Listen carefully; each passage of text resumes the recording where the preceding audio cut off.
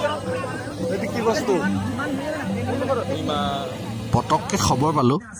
বোলে ৰংঘৰ চাৰিআলিত খেল পাতিছে সেইকাৰণে ঠাণ্ডাকো নেওচি ওলাই গলো খেল চাবলৈ বুলি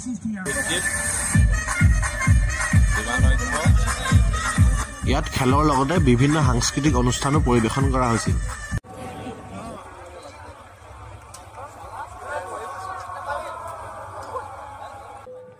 ইমান ঠাণ্ডাখনত মানুহৰ ভিৰো কিন্তু মানিব লাগিব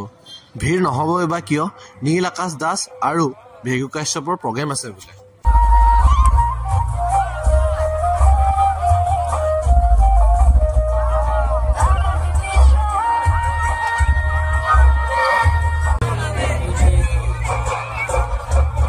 আমি পিছে